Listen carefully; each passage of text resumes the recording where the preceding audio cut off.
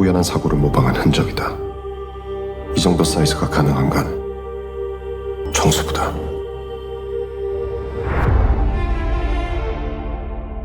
Tidak semua pembunuhan membutuhkan senjata. Tidak semua kematian meninggalkan pelaku. Ada kematian yang lahir dari rangkaian peristiwa kecil, terlalu sepele untuk dicurigai, terlalu rapi untuk dipertanyakan. Dan ketika semua orang sepakat menyebutnya sebuah kecelakaan, disitulah pembunuhan paling sempurna terjadi. Inilah kisah tentang seorang pria yang tak dianggap ada, namun dengan kejeniusannya, kasus pembunuhan seolah hanya kasus kecelakaan biasa.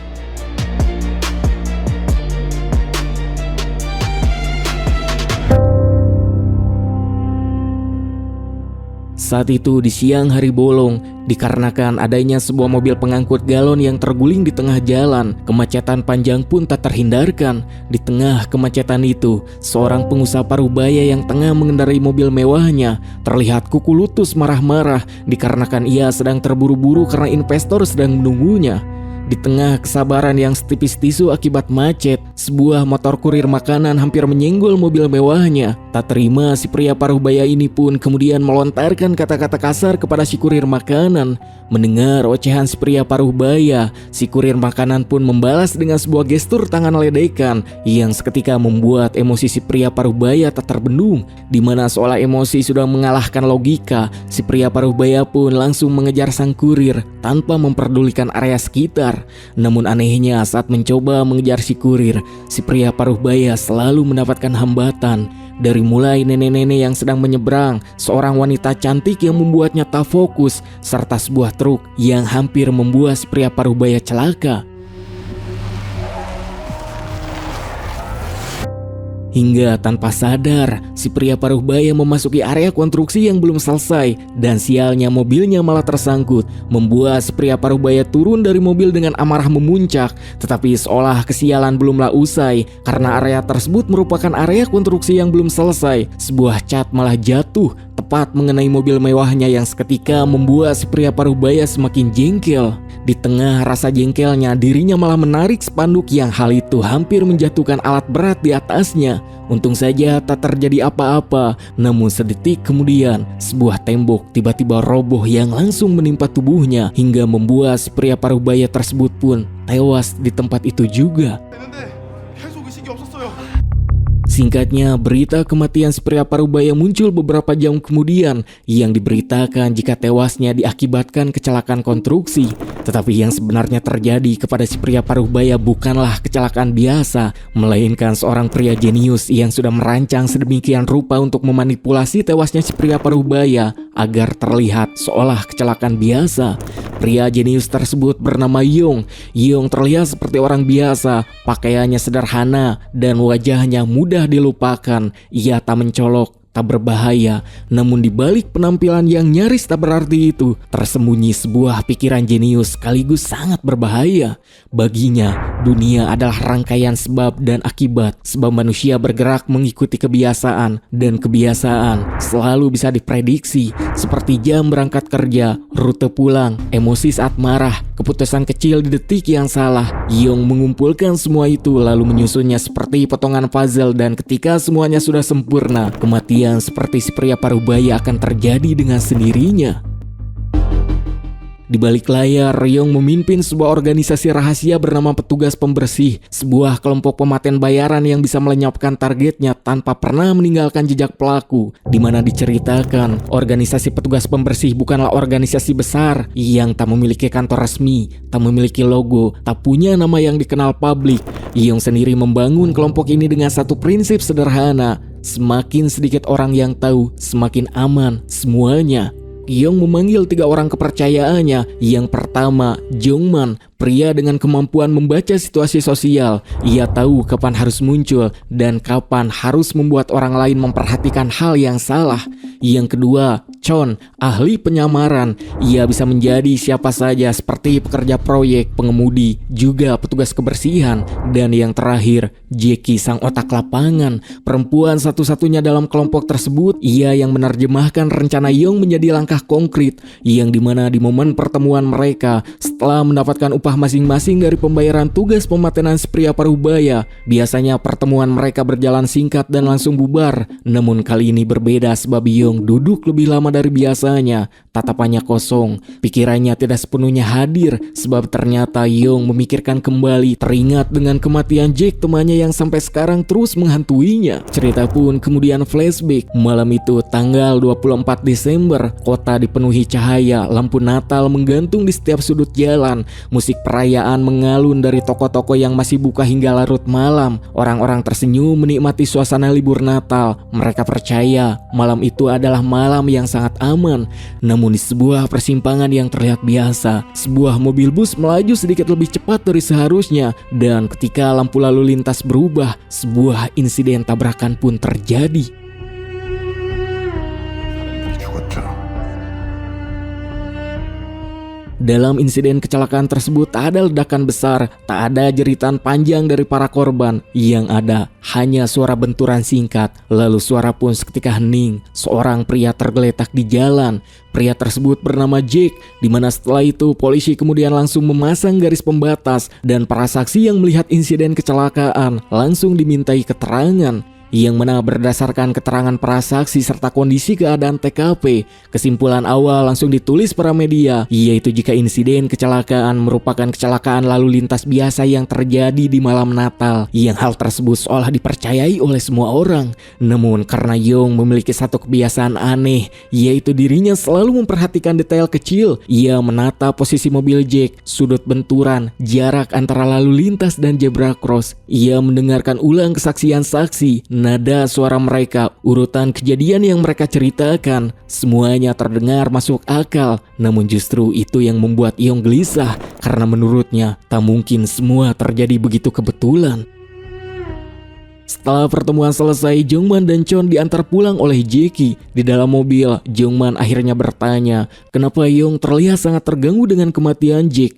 Jackie terdiam beberapa saat, lalu ia menjawab, karena Jack bukan sekadar teman. Jackie lalu menceritakan sesuatu yang jarang dibahas. Young dan Jack adalah pendiri organisasi petugas pembersih, dan Jack juga merupakan orang yang merekrut dirinya. Dan Jackie tahu jika Young dan juga Jack tumbuh bersama sejak muda serta masuk ke dunia gelap bersama dan bertahan hidup bersama. Jack adalah satu-satunya orang yang benar-benar memahami cara berpikir Young, dan jika Jack mati karena sesuatu yang menyerupai metode mereka sendiri, maka itu berarti satu hal, ada orang lain yang memainkan permainan yang sama. Tentu saja mendengar cerita Jackie membuat Chon dan juga Jungman sedikit khawatir. Terlebih lagi keduanya tahu jika kini penyakit delusi yang diderita Young semakin parah. Keesokan harinya, Young terlihat berada di sebuah atap gedung, di mana dirinya dari kejauhan sedang memberikan instruksi kepada seorang perempuan bernama Yongsun yang ingin menyewa jasa tim pembersih dengan menaruh sebuah berkas dokumen yang berisi informasi target. 쓰레기통 보이시죠? 그 앞에 쓰레기통에 버리시면 됩니다. Dan setelah berhasil mendapatkan berkas dokumen, dirinya pun kembali ke rumahnya untuk meneliti siapakah target yang diminta Yongsun klien barunya, di mana ternyata target tersebut adalah seorang jaksa senior bernama Sung Ik, yang tanpa diduga Sung Ik adalah ayah Yongsun sendiri, membuat Young penasaran kenapa Yongsun menginginkan kematian ayahnya. Namun setelah membaca halaman lain dari berkas yang diberikan Yongsun, ternyata alasan Yongsun melakukan itu dikarenakan Yongsun menduga jika kematian ibunya yang adalah pengusaha properti sukses dilakukan oleh ayahnya sendiri yang seorang jaksa berpengaruh. Sebab saat itu sang ibu terseret skandal suap yang jika sampai terekspos, maka karir sang ayah sebagai seorang jaksa akan terancam. Mendapati kenyataan itu, Young mempelajari berkas itu dengan teliti seperti rekaman lama, berita arsip, detail-detail kecil yang luput dari perhatian umum. Yang mana Young pun merasa jika motif Sung Ik mempateni istrinya sangatlah kuat. Namun sebuah keanehan malah telah dirasakan Yong, sebab metode kematian ibunya Yongsun sangat mirip dengan kematian Jack, yaitu meninggal akibat kecelakaan lalu lintas serta saat masih hidup. Jack pun pernah memberitahunya jika kematian ibunya Yongsun yang diberitakan terasa ganjil, di mana saat itu Jack berpendapat jika kemungkinan adanya organisasi pemataian bayaran lain yang memiliki metode yang sama dengan mereka. Namun karena saat itu Yong merasa hal itu tidaklah mungkin, Yong pun tak terlalu menyimak perkataan Jack. Singkatnya, Yong menerima pekerjaan yang diminta oleh Yongsun, di mana kini Yong bersama ketiga rekannya sedang mendiskusikan langkah yang harus mereka tentukan dalam mengeksekusi Sung Ik si jaksa senior. Mereka pun merundingkan berbagai metode yang bisa mereka gunakan, seperti kecelakaan lalu lintas. Namun setelah divisualisasikan, hal itu terlalu beresiko sebab terlalu banyak korban tak bersalah yang akan terlibat. Dan pada akhirnya Jackie mengusulkan satu metode, yaitu sengatan listrik. Mendengar hal itu, Yong dengan seksama kemudian memperhitungkan kemungkinan hal itu jika dilakukan, di mana setelah mengamati keseharian Sung Ik yang akan menjadi targetnya, Yong pun menyadari jika apa yang dikatakan Jackie kemungkinan bisa dilakukan. Namun ada satu syarat penting, yaitu hujan, sebab air akan menjadi media sempurna untuk mengeksekusi Sung Ik, karena nantinya semua orang akan menyebut kecelakaan yang menimpa Sung Ik sebagai sebuah musibah. Namun tanpa Yong dan rekan-rekannya tahu, di dunia maya seorang YouTuber misterius mulai menarik perhatian para audiens, sebab si YouTuber misterius selalu melakukan live streaming dengan membahas tentang kematian-kematian aneh yang terjadi yang selalu terlihat seperti kecelakaan. Bahkan dalam salah satu siaran terbarunya, si YouTuber membuat klaim mengejutkan sebab ia memprediksi bahwa seorang jaksa senior akan meninggal dalam waktu dekat, dan si YouTuber mengatakan jika orang yang bertanggung jawab memiliki julukan yaitu manusia kupu-kupu. Entah siapa YouTuber tersebut, tetapi dari informasi yang diberikan menandakan jika kini informasi tim pembersih yang dipimpin oleh Yong sudah bocor. Scene pun kemudian beralih ke hari eksekusi si jaksa senior, yang mana apa yang direncanakan Yong ternyata begitu tepat, sebab saat ini hujan sedang turun, yang mana Yong bersama ketiga rekannya tengah bersiap di posisi masing-masing untuk menunggu momen yang pas. Saat wartawan berkumpul untuk meliput si jaksa senior, Yong dan timnya bergerak sesuai instruksi. Namun tepat sebelum eksekusi dimulai, Yong mendengar percakapan telepon Sung Ik yang menyebut nama Yongsun anaknya kepada seseorang di telepon. Mendengar hal yang tak terduga, Yong langsung berpikir kemungkinan jika Sung Ik telah menyewa petugas pembersih lain untuk mempateni Yongsun anaknya sendiri. Membuat Yong yang biasanya selalu tak dicampuri rasa emosi dalam aksinya, kini dirinya merasakan sesuatu yang berbeda karena merasa jika dirinya tak segera mempateni Sung Ik malam ini, maka Yongsun lah yang akan terancam. Untuk itu Yong langsung memberikan sebuah kode perintah kepada rekan-rekannya untuk segera bertindak. Akan tetapi Jackie tidak merespon, ia menghilang, membuat Jongman panik dan meminta Yong membatalkan misi. Namun Yong yang tak mau menyia-nyiakan kesempatan kemudian berpikir tenang dan menyadari jika rencana tidak bergantung kepada satu orang, hingga flash kamera menyala terang, kursi roda terlepas dan aliran listrik menyambar. Dalam 1 detik, Sung Ik sang jaksa pun pulang ke rahmatullah tanpa teriakan.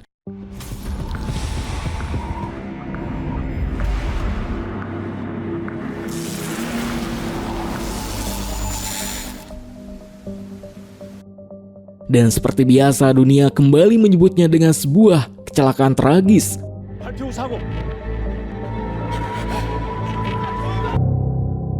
Setelah eksekusi, Yong yang merasa ada sesuatu yang aneh, kemudian melihat sebuah bayangan misterius. Yong pun menyuruh Jongman untuk mengejar orang tersebut. Akan tetapi Jongman malah kecelakaan yang membuat Jongman meninggal.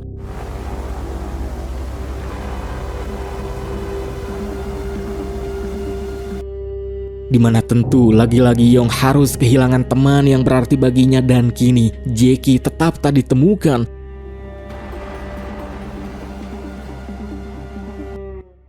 Yong pun mulai mencurigai 2 orang yang tersisa yang kemungkinan telah berkhianat, yaitu Jackie yang tiba-tiba hilang, serta Chon yang terlihat semakin aneh. Akan tetapi dalam kebingungan yang kini Yong rasakan, dirinya malah mendapati masalah lain, yaitu penyakit delusi Yong semakin parah. Sejak malam eksekusi jaksa itu, Yong tidak lagi tidur dengan tenang. Setiap suara kecil terasa seperti tanda bahaya, setiap bayangan terasa seperti ancaman. Ia tak lagi yakin siapa yang bisa dipercaya, dan yang paling menakutkan, ia mulai tak yakin pada pikirannya sendiri.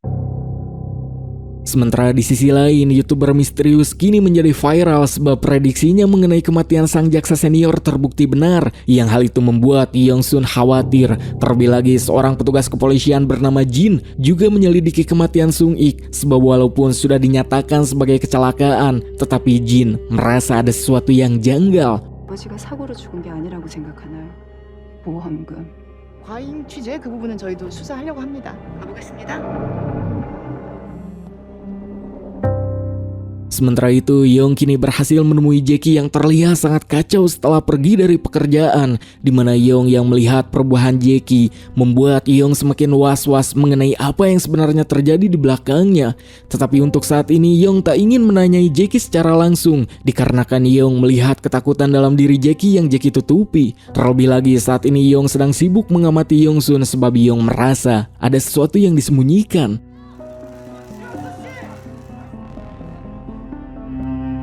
Tanpa henti dari kejauhan, Yong terus mengamati keseharian Yongsun dan merasa ada suatu keanehan dari Yongsun sebab kini wajahnya kosong, matanya sembab. Yong pun melihat polisi datang silih berganti namun tak ada orang asing yang mencurigakan, di mana untuk sesaat Yong merasa dirinya tak perlu lagi mencurigai Yongsun.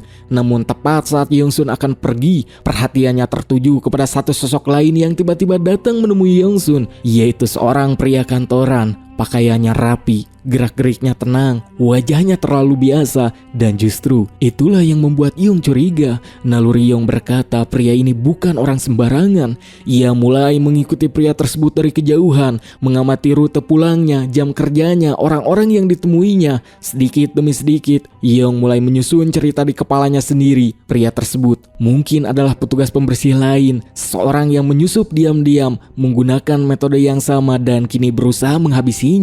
Kecurigaan Yong semakin kuat ketika ia mendengar siaran langsung YouTuber misterius. Dalam siarannya, YouTuber itu menjelaskan ciri-ciri seorang petugas pembersih, yaitu tenang, tak mencolok, bekerja di balik layar, dan semua ciri-ciri itu terlalu cocok dengan pria kantoran yang sedang Yong ikuti. Malam harinya Yong menyusup ke kantor pria tersebut. Di sebuah laci ia menemukan sebuah berkas. Nama seorang jurnalis muda tercantum di sana. Ada tanggal, ada catatan singkat. Bagi Yong ini adalah bukti kuat sebab target berikutnya sudah ditentukan. Sebelum pergi, Yong memasang alat penyadap. Ia ingin memastikan seluruh kecurigaannya terhadap si pria kantoran. Hingga keesokan harinya Yong melihat detektif Jin datang ke kantor pria kantoran tersebut, di mana detektif Jin menyelidiki kasus kematian jaksa senior. Dan dari alat penyadap yang Yong taruh semalam, dirinya mendengar percakapan penting antara detektif Jin dan juga si pria kantoran mengenai Sung-ik sang jaksa yang memindahkan seluruh uang asuransi kepada Yongsun. Tetapi karena Yongsun adalah anak satu-satunya, hal itu sangatlah wajar. Hingga setelah itu si detektif Jin pergi, Yong kemudian mendengar saat si pria kantoran menelpon seseorang dan berkata untuk segera bertindak jika tak ingin didahului oleh orang lain. Dan bagi Yong, kalimat itu adalah sebuah konfirmasi.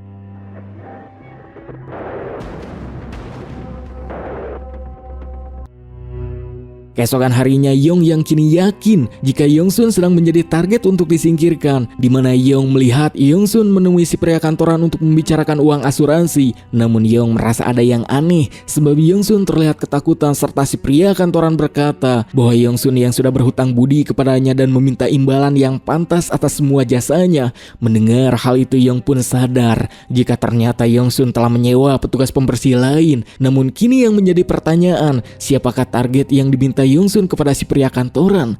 Penasaran dengan semua itu, Yong mengikuti Yongsun ke parkiran dan alangkah terkejutnya Yong sebab ia malah melihat sesuatu yang tak ia duga. Chon, salah satu anak buahnya, ternyata di belakangnya berusaha memeras uang dari Yongsun. Yang bisa dipastikan jika orang yang memberi informasi kepada YouTuber adalah Chon dengan tujuan untuk menakut-nakuti Yongsun. Melihat semua itu dengan penuh amarah, Yong menanyakan tujuan Chon mengkhianatinya. Tetapi Chon yang merasa hal itu bukanlah sebuah kesalahan malah tak mengindahkan perkataan Yong. Dan kini Chon malah menghina Yong sebagai penderita delusi yang menakutkan, yang karena hal itu Jack harus menjadi korban.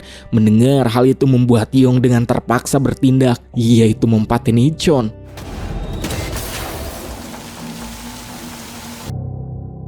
Hingga setelah itu Yong yang kini masih diliputi rasa kebingungan akan yang terjadi. Hal yang tak terduga kembali terjadi ketika sebuah teriakan terdengar dan Yong dengan mata kepalanya melihat Yong Sun terjatuh dari atap gedung yang seketika membuat Yong Sun innalillahi. Belum sempat mencerna dengan situasi yang sedang terjadi, telepon Yong tak lama berdering dan Yong mendengar suara Jackie yang sedang panik, di mana Jackie berkata hidupnya dalam bahaya. Tak mau kehilangan satu-satunya rekan yang tersisa, Yong secepatnya bergegas menuju rumah Jackie. Namun ia terlambat sebab polisi telah lebih dulu tiba dan Jackie sudah tidak tertolong. Mengetahui jika ada sesuatu yang mengincar, Yong dengan seksama melihat semua orang dan merasa jika para petugas yang sedang mengurus Jackie merupakan tim pembersih. Setelah itu Yong kembali ke rumahnya dan saat Yong masuk ke rumahnya, ia terdiam. Segalanya berantakan, barang-barangnya hilang, dokumen lenyap dan papan catur kesayangannya juga raib. Di titik itu Yong merasa benar-benar kalah. Ia yakin si pria kantoran bukanlah lawan biasa, tetapi Yong merasa dirinya harus segera melenyapkan si pria kantoran sebelum dirinya yang dilenyapkan. Di sisi lain kota, YouTuber misterius itu menyamar sebagai kurir paket. Ia menyusup ke stasiun TV. Tujuannya satu, menyabotase siaran dan mengungkap identitas manusia kupu-kupu. Sementara itu Yong terlihat sedang merencanakan sesuatu untuk mengakhiri semuanya, yaitu merencanakan pematenan terakhir terhadap pria kantoran yang Yong duga sebagai dalang dari semua kekacauan yang terjadi. Namun sebelum rencana itu berjalan, siaran televisi mendadak terganggu. YouTuber misterius muncul di layar dan ia mengucapkan satu kalimat yang menghancurkan segalanya. Si YouTuber itu mengatakan jika identitas manusia kupu-kupu adalah Yong. Melihat hal itu, satu persatu potongan kenyataan runtuh. Pria kantoran yang Yong curigai sebagai pematen bayaran dan memiliki organisasi petugas pembersih ternyata hanyalah pegawai asuransi, berkas jurnalis, bukan target eksekusi, melainkan penerimaan sumbangan Yong Sun. Tak ada organisasi pembersih lain, tak ada pengkhianatan terencana. Yong pun kembali mengingat perkataan rekannya yang ternyata semuanya untuk memberitahu Yong jika Yong sudah bertindak di luar kendali sebab semua pematenan tambahan yang Yong curigai dilakukan oleh orang lain ternyata adalah hasil dari delusi Yong sendiri. Yong pun akhirnya menyadari bahwa musuh terbesarnya bukanlah di luar, musuh itu ada di dalam kepalanya sendiri.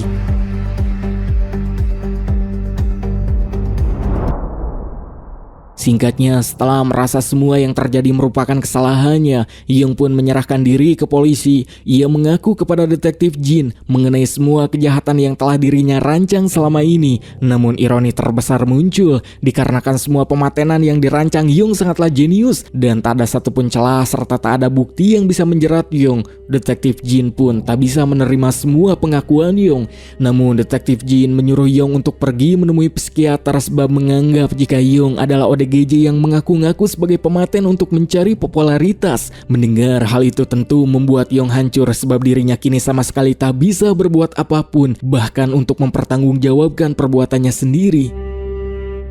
Setelah itu Yong pun terlihat berjalan dengan tatapan kosong serta kehampaan, seakan kini dirinya tak tahu harus berbuat apa.